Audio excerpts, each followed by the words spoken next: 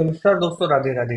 अगर आपके पास आपके एम्प्लॉयर से एक ईमेल आई है जिसमें आपको अपनी इन्वेस्टमेंट डिक्लेयर करने के लिए बोला गया है, तो और आप कंफ्यूज हो कि आपको क्या डिक्लेयर करना है और उस फॉर्म को कैसे भरना है या क्या डिटेल जाननी है, तो ये वीडियो आपके लिए। इस वीडियो में बने रहना। आपको मैं एक एक पॉइंट को आपको मैं डिटेल में एक्सप्लेन कर दूंगा। अब बात कर लेते हैं सबसे पहले फॉर्म 12BB होता क्या है। फॉर्म 12BB एक स्टेटमेंट ऑफ क्लेम्स की डिक्लेरेशन होती है कि आपने पूरे साल में क्या क्या इन्वेस्टमेंट आपने डिक्लेयर करी है टैक्स सेविंग पर्पजेस के लिए। फॉर्म 12BB जनरली साल के 2 बार आपको सबमिट करना होता है, एक बार ईयर की बिगनिंग में और एक बार ईयर के एंड में। जो ईयर के बिगनिंग में आप इन्वेस्टमेंट डिक्लेरेशन सबमिट करते हो वो होते हैं आपके एस्टिमेटेड बेसिस पे। इसमें आपको प्रूफ नहीं देना होता अपने एम्प्लॉयर को कि आप साल में क्या क्या इन्वेस्टमेंट डिक्लेरेशन करोगे, बट ईयर के एंड में जब फाइनल टैक्स कैलकुलेशन होता है तब आपको प्रूफ भी अपने एम्प्लॉयर को अटैच करके देना होता है। अगर आपकी कंपनी बहुत बड़ी कंपनी है और आपके एचआर पोर्टल में ये फॉर्म अवेलेबल है तो आप ऑनलाइन ही फॉर्म को सबमिट कर सकते हो, बस आपको नंबर्स पंच इन करने होंगे। बट अगर आपकी कंपनी ने आपको ये बेनिफिट नहीं दे रखा ऑनलाइन फॉर्म डिक्लेयर करने के लिए, तब आप ये फॉर्म डाउनलोड कर सकते हो और इसमें डिटेल भर के अपने पीछे इनवॉइसेस या प्रूफ्स अटैच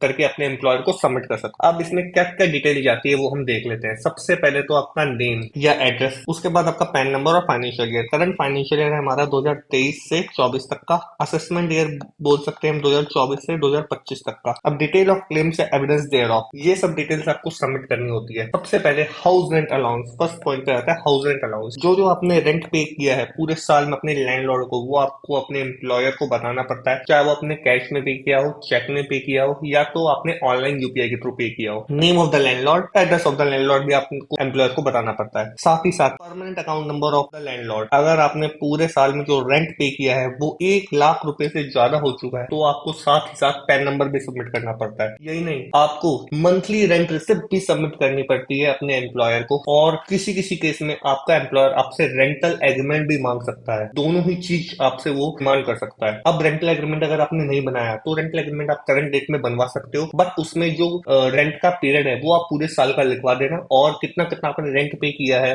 मंथली है या ईयरली है या क्वार्टरली है, वो भी आप उस एग्रीमेंट में आप मेंशन करवा देना। अब बात करते हैं एचआरए के कुछ जनरल पॉइंट से। पहले एचआरए आप तभी ले सकते हो जब आप खुद घर में नहीं रह रहे हो, आप रेंटेड अकोमोडेशन में रह रहे हो। अगर आप खुद के घर में रह रहे हो जो कि घर आपके खुद के नाम पे ही है, तब आप एचआरए बिल्कुल क्लेम नहीं कर सकते। बट अगर आपका घर आपके पेरेंट्स के नाम पे है और आप अपने पेरेंट्स को रेंट दे रहे हो और आपके पेरेंट्स उस रेंटल इनकम को अपनी इनकम टैक्स रिटर्न में डिस्क्लोज कर रहे हैं, तो आप एचआरए क्लेम कर सकते हो, एचआरए के एग्जम्पशन क्लेम कर सकते हो। और साथ ही साथ अब बात करते हैं नंबर 2 पॉइंट की, लीव ट्रैवल कंसेशन या एलटीए। अगर आप घूमने के शौकीन हो तो आप इनकम टैक्स खुद आपको बोलता है कि घूमो, but domestic travel he allowed है। जो ब्लॉक अभी करंट डिसाइड कर रखा है वो है 2022 से 2025 का, जिसमें आप 2 बार एलटीए क्लेम कर सकते हो। हाँ, इसमें कैरी फॉरवर्ड ऑप्शन भी है। लेट सपोज आपने इस ब्लॉक में सिर्फ एक ट्रिप ली और आपकी एक ट्रिप बच गई है, तो जो नेक्स्ट ब्लॉक आएगा वो आएगा आपका 2026 से 2029 तक। इसमें भी आपको 2 ट्रिप मिलेगी, बट आपकी एक ट्रिप जो बच गई है वो यहाँ पे ऐड हो जाएगी। पर वो जो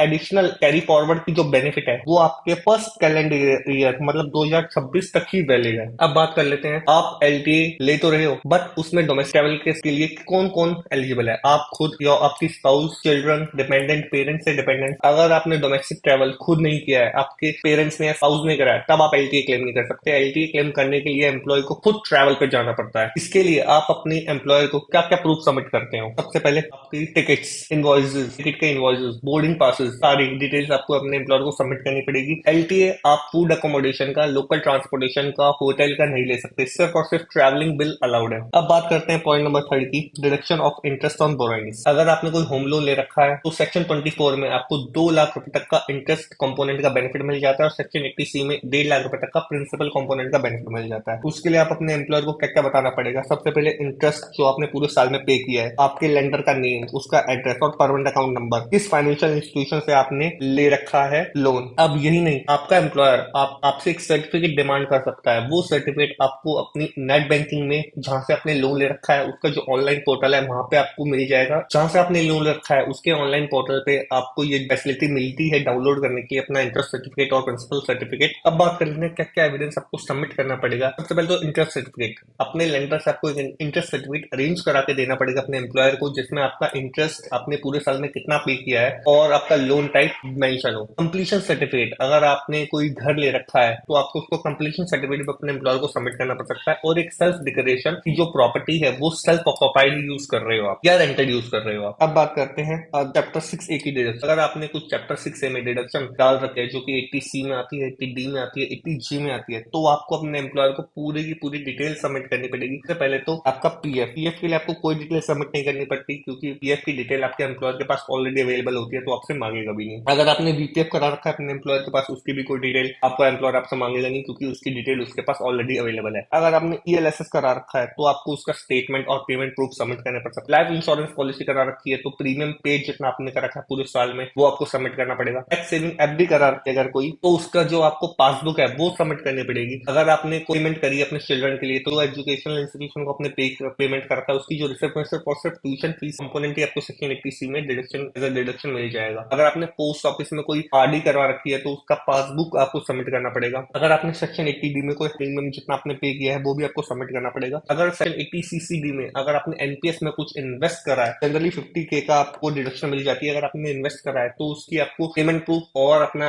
एनपीएस से एक पासबुक जनरेट हो जाती है, वो भी आपने सबमिट करनी पड़ेगी। साथ ही साथ आपको 80E में 80G की डिडक्शन मैंने जनरली देखा है, जो भी आपके एम्प्लॉय होते हैं वो आपको 80G की जो आपने डोनेशन दे रखी है वो आपको डिक्लेयर करने के लिए मना कर देते हैं। 80G आपको अपनी रिटर्न के फाइल के टाइम ही आपको क्लेम करना पड़ता है। 80TTA जितना आपको इंटरेस्ट मिला है अपने बैंक से वो आपको अपना एम्प्लॉयर को डिक्लेयर करना पड़ेगा और आपको 10,000 तक की डिडक्शन उसमें मिल सकती है। तो ये सब चीजें आपको अपने एम्प्लॉयर को डिक्लेयर करनी पड़ती है। अगर आपको फिर भी कोई डाउट है तो आप नीचे कमेंट में पूछ, मैं आपकी क्वेरी का रिप्लाई जरूर कर दूंगा। अगर वीडियो अच्छी लगी हो तो वीडियो को लाइक कर देना, चैनल पे नए हो तो चैनल को सब्सक्राइब जरूर कर देना। फिर मिलेंगे इसी वीडियो में किसी नए टॉपिक के साथ, तब तक के लिए बाय बाय।